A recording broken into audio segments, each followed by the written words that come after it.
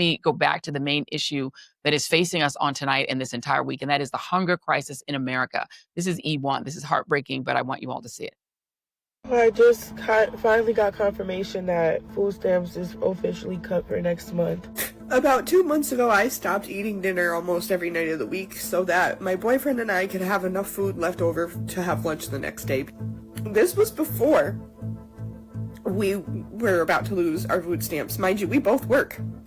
I don't think that we really realize the depths that this is, the damage that this is going to do. But the women, the mothers, and the families, but the mothers especially, who are going to go without meals so their children don't have to. I know that I will absolutely be one of those mothers. But because we have children and because aftercare and before care is too expensive, I've taken a job that's basically minimum wage so that I can be there to pick up my kids. I cannot fathom what we're going to do without that food stamp money, because if I already couldn't eat dinner with that food stamp money,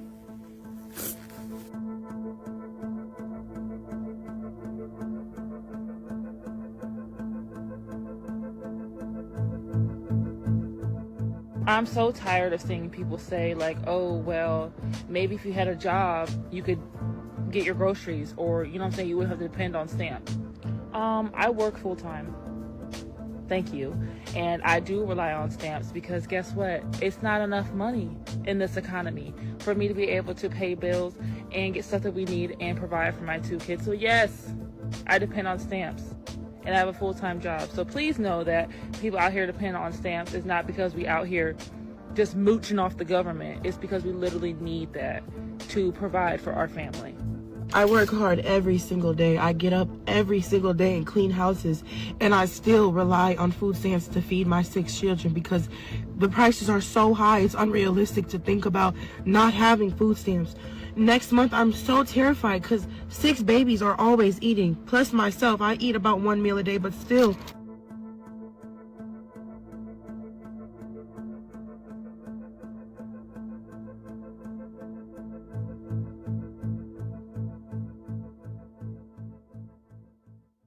And that you can find at the Love It Gang, or We All Here on TikTok. I actually saw that on D.L. Hughley's timeline. Had to share that with y'all. It's heartbreaking. That is the most important issue of the day. Oh, no, wait. Oh, I'm sorry. That isn't the most important issue of the day. I forgot. No, the most important issue of the day is that there might be a Muslim as the next mayor of New York City. I forgot. That's the most important issue of the day. It is that Mamdani might actually win. Right. Zohran Mamdani. That's what we should be focused on. Not people going hungry or standing in food lines. It's Mamdani.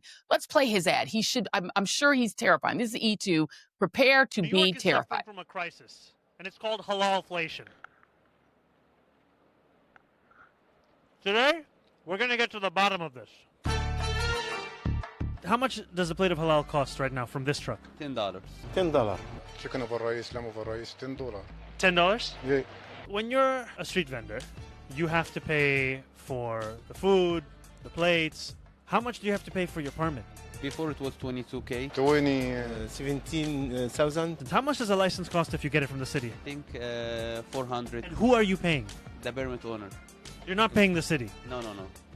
You pay the permit owner $22,000 just so you can sell this food? Yes. And who is this?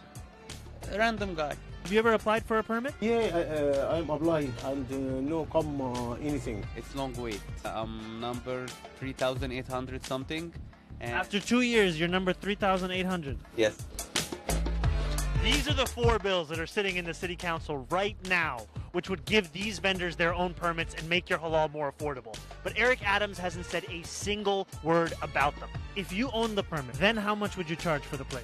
$7. $8.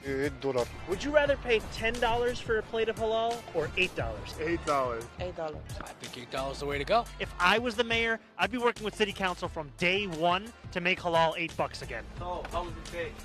Tastes like $10, but it should be 8. I'm sorry, but his ads are dope.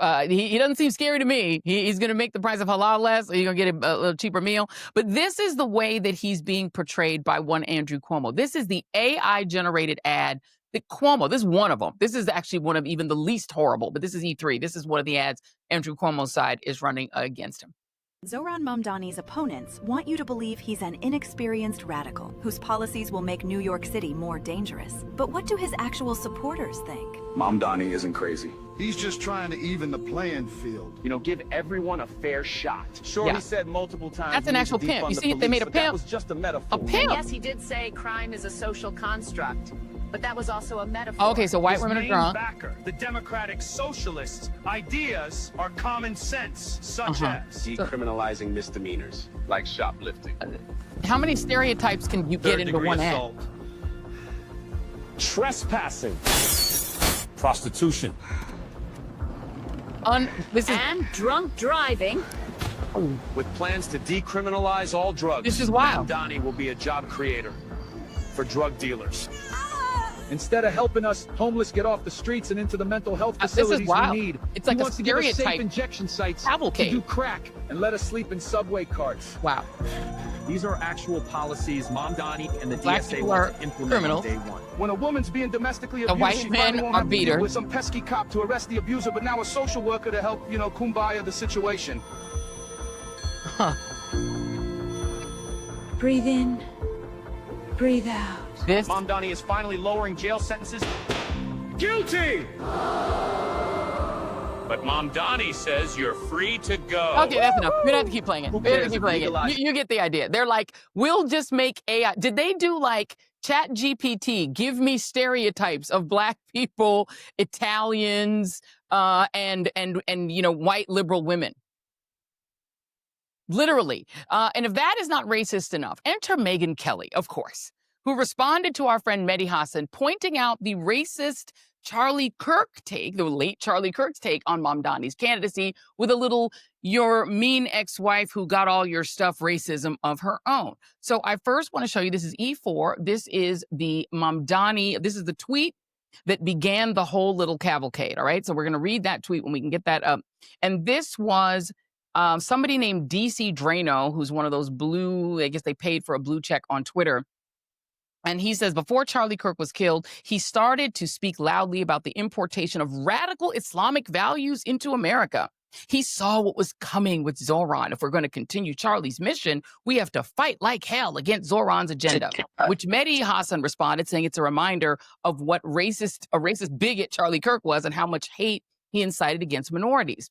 Well, Meghan couldn't leave it there. This is E5 now. Meghan jumps in, and then she quote tweets Mehdi Hassan, and this is E5, where she says, it's a still, Islamophobia is a fake term made up to silence us. This is E5, it's a still.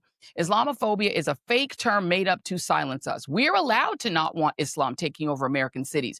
Don't be shamed out of that totally sensible position. So given the fact that she basically said Islamophobia isn't real, racism isn't real, I thought I would just remind you guys a little bit about Meghan Kelly. This is E6, this is a video.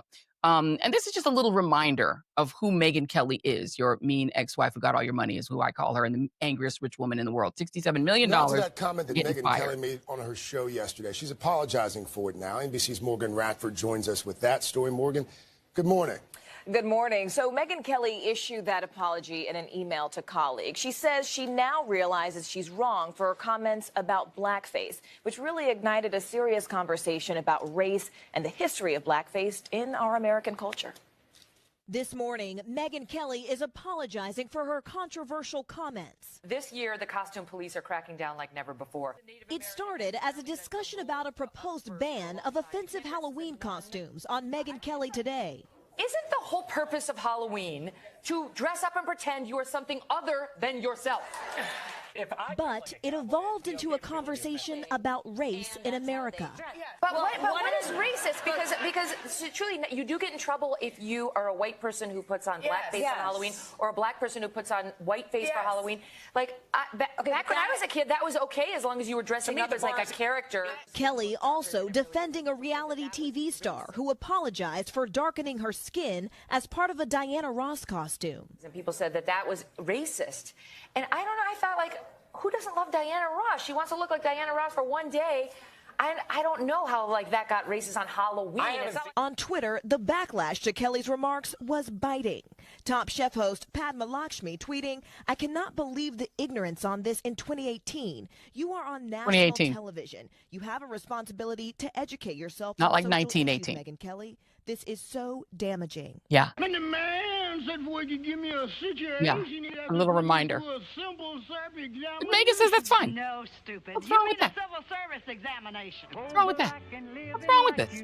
At Megan one says time, it's a fairly fine. prominent form of Why not? entertainment, blackface targeted the worst stereotypes mocking African Americans. When we had white Okay, we can. performers, darkening their features, exaggerating their lips and noses, it literally reduced the humanity of the black body. In an email to staff released by NBC We're gonna play a little News, more. Kelly writes in part, "I realize now that such behavior is indeed wrong, and I am sorry. The history of blackface in our culture is abhorrent. Mhm. The wounds too deep. Too deep. I've never been a PC kind of person. Not but ever. I understand that we do need to be more Sensitive. sensitive in this day and age." Jesus, it was a white man too. Kelly has previously come under fire for comments she made about race while an anchor at Fox News. For all you kids watching at home, Santa just is white. Still, in her email, Kelly says this is a time for more understanding and love. All right, so Okay. most of the online criticism addressed So the fact we're going to that leave there it there. were no Meghan people Kelly, of color represented. she has a little bit of history. I just want to remind y'all, I got fired apparently for talking too much about Gaza and talking too mean about Trump. She got fired for saying blackface was okay. I just want to remind y'all that. We do have a little E7 if y'all wanted to get the lady who was in the background when she was saying the whole thing, who kind of was speaking for all of us. She literally, they paid her out. She got ushered out of MSNBC with a giant, enormous payout. You see the lady in the back?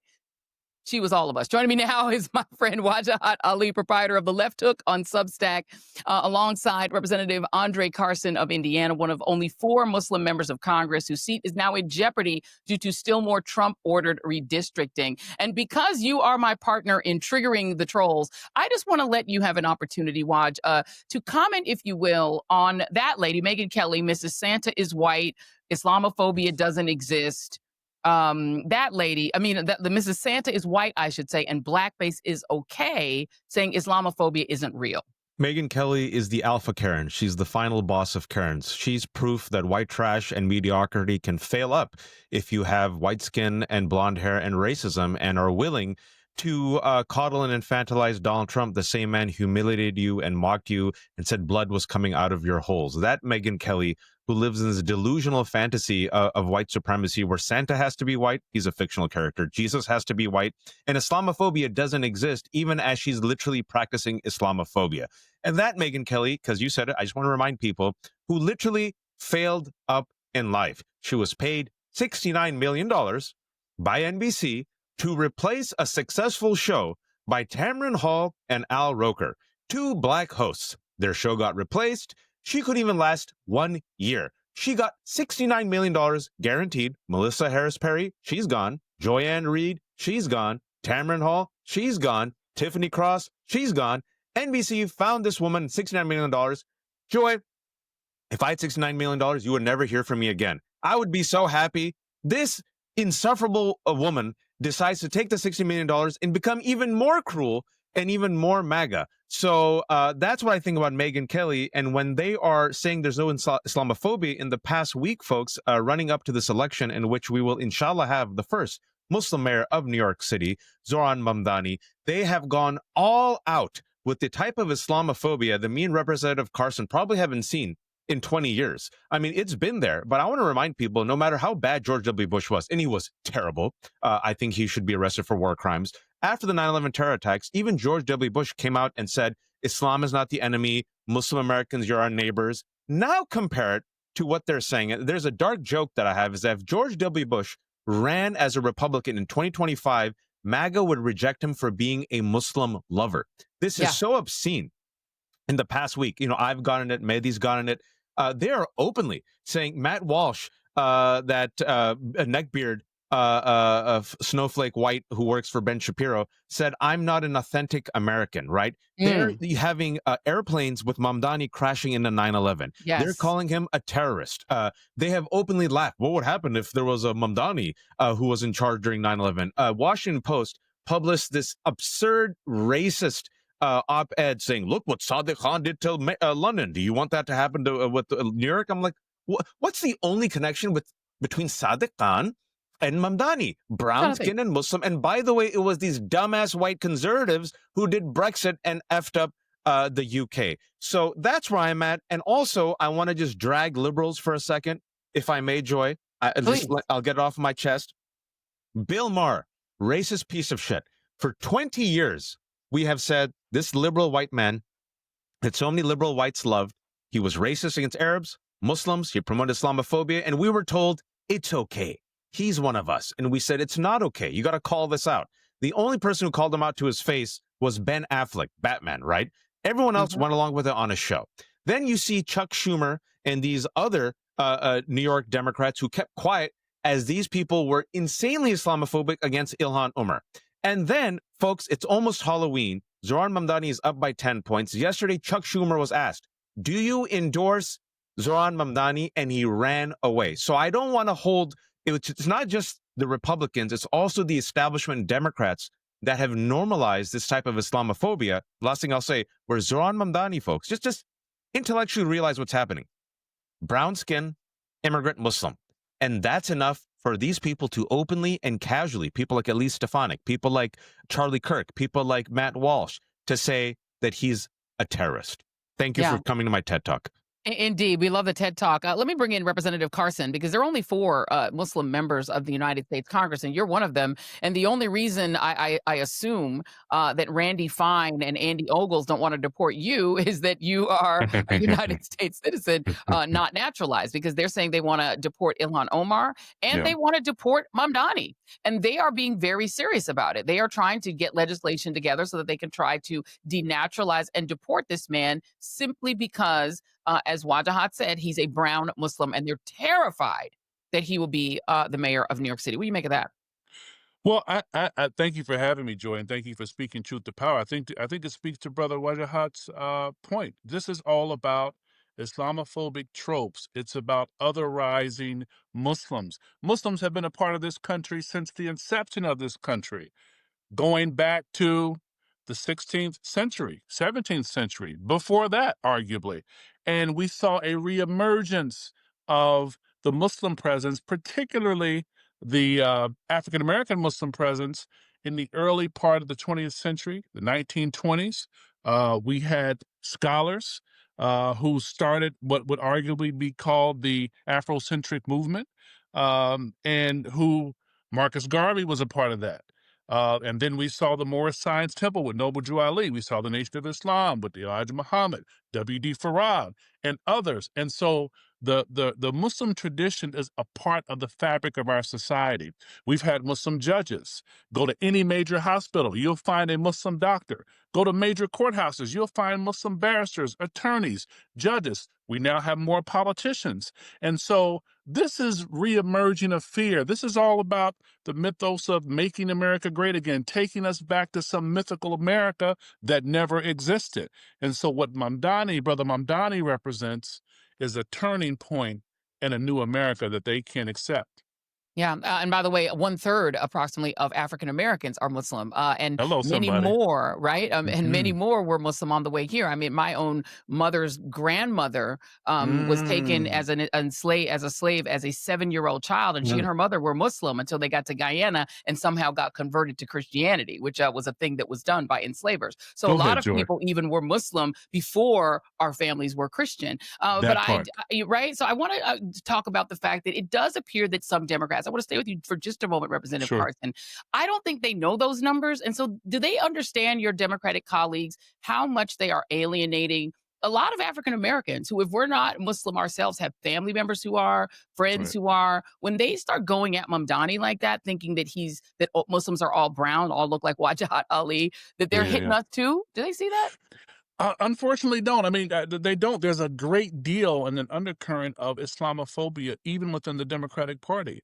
Things that I've had to confront, things that Keith Ellison's had to confront, Sister Ilhan, Sister Latifah, obviously Sister Rashida.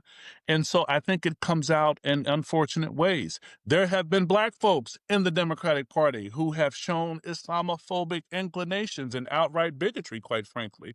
And sometimes you get it worse from your own people. I don't have to tell you that, Joy. But I think what is happening now is that we're seeing the people are resisting. Listen, they can make all the jokes and overlook all that they want, but they too have relatives who are Muslim. They too may have a family physician who happens to be Muslim. I think Republicans get it more than Democrats, but it's a new America and it's a new day. Waj, let's talk about this sort of cavalcade of billionaires and billionaire adjacent people that are lining up against Mamdani. There's like a frenzy of terror that he's going to win, and he's likely going to win. You've had Bill Ackman, of course, jump into the race, the guy who chased the black woman who was president of Harvard out of her job, calling her plagiarist when his own wife was accused of plagiarism. You're having, major figures. Donnie Deutsch is always on Morning Joe. He's like speaking from the Morning Joe set against Mamdani, saying he wants him to come on his show, but maybe potentially also donating, where we have to clarify that, whether he's donating on the other side. Like, there is a frenzy. You've got the current sitting mayor saying that he would turn the United States. He's one of the people claiming that he'll turn the United States into London. London's a dope city. I mean, actually, it would be great if we had more cities like London. Like, I actually love London. So I'm not sure what he means, how that's an insult. But, Larry Elder is one of the people who tweeted out that vile image of a plane going into the World Trade Center. It goes on, but it's a lot of also major billionaires, major billionaire donors, some of whom donate to Democrats. There's three reasons, let's be blunt, why the entirety of the establishment, by the establishment, I'm talking about power, is trying to crush Mamdani. The first reason is his message. Why has he united so many people? His message of affordability. He says it's the people versus the oligarchy, the people versus the 1%. Let's make New York City affordable. This is extremely threatening to the billionaires who, like Daniel Day-Lewis from There Will Be Blood, want to drink up all of our milkshake. I just want an excuse to do that impression. And they are so upset. Your milkshake. Yeah. I drink your milkshake. I put my straw in your milkshake and I drink it up. And Mamdani says, that's our milkshake. Why don't we have free buses? Let's have halal food that's affordable. That is so threatening. And that's the number one reason. Number two, let's be blunt. He is for Palestine. He's for Palestinian people, and he's for Palestinian freedom, and he's also for the safety and security of Jews. He does not suck up to Bibi. He does not suck up to AIPAC. Deeply threatening. And number three, he's a brown-skinned Muslim man who's speaking truth to power and might become the mayor of New York. These are three major threats. And this is also what's happening, Joy. The billionaires are pissed off because you are supposed to worship us. We are your masters. We told you not to support Mamdani. We have thrown hundreds of millions of dollars to attack this man, and you peasants dare ignore us, which is causing them to freak out. Oh my God, the peasants are revolting. We thought we had control. Larry Ellison now has TikTok. His Nepo baby now has Paramount and CBS. We've given them, Bill Clinton came out for Cuomo, and Larry Summers came out for Cuomo, and New York Times came out for Cuomo, and we'll even get Clyburn for Cuomo. And all of you blacks and you browns. Clyburn changed. Let me update you. Clyburn has switched. He's thank you. Mamdani Thank now. you so much. Yep. Initially, you blacks and you browns and you Latinos and you dumb whites, you're not listening to us. Why? And now you're seeing a billionaire temper tantrum because you and I have been lucky enough, well, I don't know about lucky, to at least be in these circles with these super rich people. They would rather burn the world down than feel a moment of discomfort, which is why they hate wokeness as well. So they have gone all in, Joy, to destroy Mamdani, and he keeps succeeding. And to them, this is a natural freakout that has come from their failure to eliminate AOC. So now they see Mamdani as a virus that is spreading. And now if you have this Muslim immigrant who has a beard and is against the oligarchy taking over New York City, which is the seat of Wall Street, what's next? Sharia. Yeah. First of all, he's so terrifying. He's the son of Mira Nair, who made Mississippi Masala with Denzel. Okay. Great movie. It's a great, and he used to be a rapper and do fun rap. I don't think he's dangerous. I want to talk about you said something, Waj, that I want to dig a little bit deeper into, because it isn't just the right that is very beholden to Bibi Netanyahu's right-wing Israel. It also is Democrats. And I Absolutely. want to play an ad. There's a group that I want to talk to you about. I'm going to start with you, Representative Carson, because we all love Cory Booker. Cory Booker is one of the nicest people in the world. He's a lovely human being. Good sister. And in every other way, I think he's a good brother and a good politician. Good But brother, he yeah. got tripped up really bad on an interview that he did with the ladies of I've Had It, when Jennifer Welch asked him whether or not Bibi Netanyahu is a war criminal, and he stumbled on that question. Well, Brave New Films, which is Robert Greenwald's organization, they have an ad that they are putting forward to preempt the idea that Senator Booker might run for president. I want to play a bit of that ad. We're not going to play the whole thing, but I want to play a little of that ad and get your comments on the other side, Representative Carson. Over 25 hours on the Senate floor, Cory Booker never once mentioned the tens of thousands killed in Gaza or the billions in U.S. dollars fueling Israel's war machine. When the rights of some are violated, they are a threat to the rights of all of us. The U.S. has provided over $20 billion in weapons for Israel's war in Gaza, all paid for by American taxpayers. When you sacrifice your core principles for your safety, you will achieve neither. More than 92% of homes in Gaza have been destroyed. Yet Senator Booker has voted to continue sending billions in weapons that made this possible. Are we going to defend democracy and democratic principles, or will you behave like the authoritarians that we should be against? More than 60,000 civilians have been killed in Gaza. The government can't walk up to a human being and grab them off the street and just say, oopsie. But Senator Booker voted to keep sending billions in U.S. military aid to Israel. Cannot deny fundamental rights to another and not endanger them for yourself. While more than 94% of Gaza's hospitals have been destroyed, Booker has taken nearly $900,000 from pro-Israel donors tied to AIPAC, Washington's top lobby for U.S. military aid to Israel. But I will fight for people's rights. Call Senator Booker and tell him to vote yes to block the sale of U.S. arms to Israel. So that is the ad. We got a preview of that ad a couple weeks ago. We did reach out immediately to Senator Booker to try to get comment from him or to get him to come on the show because I would love to interview him about this and other topics. We have not heard back from the senator's office, but I want to extend that open invitation that Senator Booker is welcome to come on and talk about this. But Representative Carson, what is your take on this? I mean, obviously Senator Booker's not the only one. You know, they're all basically most of the Democrats and Republicans take AIPAC money and they take lots of it. But what do you make of the fact that some of the people who are the most vocal about human rights also are the most supportive of Israel, despite the fact that there is an ongoing genocide? They're still bombing Gaza, and they're practicing what the International Court of Justice has said definitively is apartheid in the West Bank. Well, I think for many, it's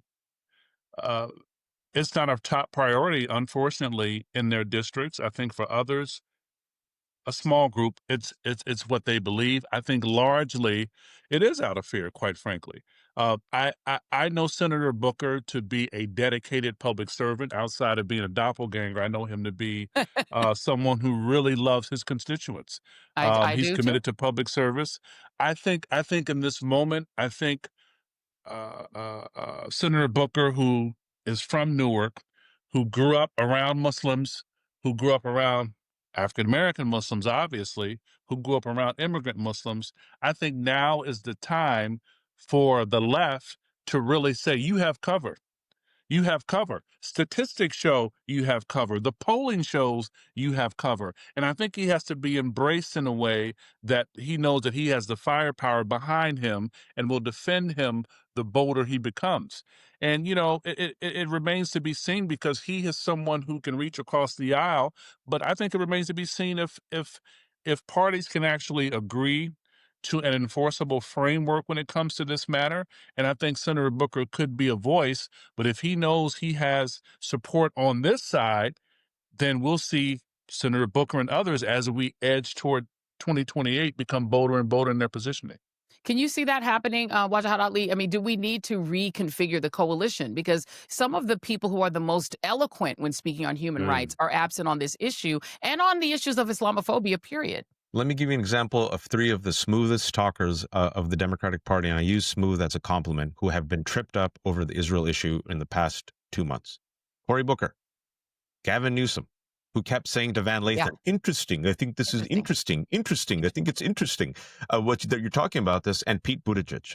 I have said before, and I'll say it again, and I think all the data shows it, that this is the Gaza generation.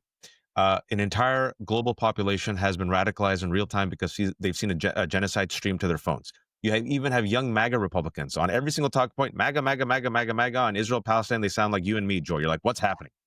You're seeing Marjorie Taylor Greene shift on this, Massey shift on this, right? Tucker Carlson shift on this. They see where the wind is blowing. But unfortunately, the Democratic establishment, and I'm not talking about Brother André Carson and others, there's a lot of leadership that's, you had a majority of Democratic senators for the first time in my life. I never thought this would happen, who said, we're voting to stop sending aid to Israel. Yet Seth Moulton come out, of all people, say, I'm not accept AIPAC. You had Mallory McMurrow, who felt the heat, right? So for me, this is a litmus test issue. I said this is going to be a litmus test issue. I've been saying it for a year. All the data shows it. You cannot be a leader of the Democratic Party, and if you have presidential ambitions, and do the okey doke with AIPAC and both sides. You just can't. That's my prediction. I'm going to go 10 toes down on it. And I think if they want to evolve and meet the moment, they got to say, you know what? I've seen enough. I accept Amnesty International, Human Rights Watch, B'Tselem, United Nations. This is a genocide, apartheid, occupation. Enough is enough. And if they do it, and if you're listening, Democrats, you will be rewarded by the base. The water is warm here. I 100% agree. I think this is it is an untenable position if you want to run for president in the year of our Lord 2028, assuming we have free and fair elections. You cannot be looking aside at a genocide. You have to turn against AIPAC and stop taking their money, and you have to turn against what Bibi Netanyahu has morphed Israel into. Exit question to you, Representative Carson. Yours is one of the districts that your state is looking to eliminate in a gerrymandering mess. We have an ad here, but I'm not going to play it because we don't have a lot of time. But I want you to talk about that and what it would mean. Again, there are only 4 Muslim members of the United States House. There would be 3 if this redistricting goes on and counting. It would just be reduced. Your thoughts? Well, there have been at least 6 polls that say Hoosiers don't want it, state lawmakers don't want it, until Donald Trump is bullying them into it. And now, before Charlie Kirk was killed, he threatened to dump $30 million into the state of Indiana to primary any legislator who would attempt to speak out against it. I think it's concerning. I mean, they've been trying to get me out of here since I was sworn in. They've called me a sleeper cell. They've called me a bigot. They've called me a racist. They tried to make me this scary brother who doesn't deserve to be in Congress. And listen, Donald Trump knows he can't run again. We all know he can't run again. The Constitution knows he can't run again. So I'm asking these legislators, why would you risk your morals, your values, your convictions for a lame duck president who won't even remember your name after you cast your vote? Republicans already hold 7 out of the 9 congressional seats. My district in Indianapolis is the only majority-minority district. The majority of folks in our district are Black, Latinos, South Asians, Arab Americans, immigrant brothers and sisters from Africa and Latin America.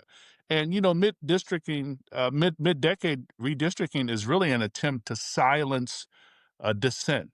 It whitewashes the seat, one of only 4 Muslims in Congress. It silences progressive voices.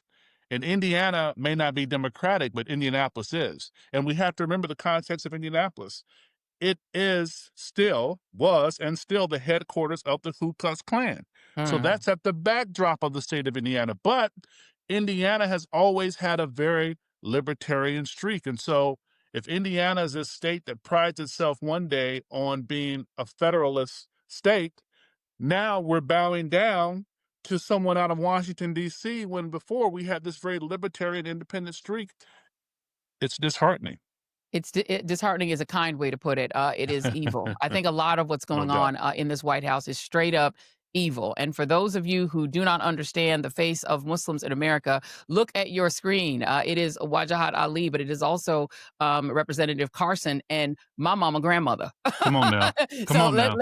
Say that. How about that? Hello. Representative and our producer, Nitha Khan, jumped in and she said, and me, our wonderful producer who booked this segment, our wonderful friend Nitha. You can also catch her on social media. Thank y'all very much, Representative Carson and Wajahat Ali. Appreciate you, Sister Joy. Y'all subtract to the left hook. Thank you very much. Appreciate y'all. The Left Hook on Substack. That's where you can find Wajahat Ali. Now we're going to get to your moment of joy. We figured you're going to need it. So we give you pandas. Pandas who are the most they're a trip. They just do whatever they want. They hang out. They have a good time. We found some pandas on TikTok, and here they go. I hope this music is okay to use. It is just a funny song. Pandas are rolling around, then they're playing, and they're doing. We got rid of the music. There we go. Here they go. He fell in the sand, and then he's doing a roll. Pandas are like, I ain't got nothing to do. I ain't got no job. I can get on your swing. I can fall off the swing. Pandas, I'll be all in your yard. Pandas are like, I can sit in the rain and be a panda. Pandas do all kinds of cute things. Pandas doing fun things, climbing. I hope this isn't AI. This panda's having a great time. He's like, oh, I got a ball. Panda's got a ball. The panda's having a ball. Pandas. You know, I like frogs and pandas. You know, we've given you frogs for your moment of joy, and now we give you pandas. Rolling, chilling, hanging out, being pandas. Thank you all so much for watching this episode of The Joy Reid Show.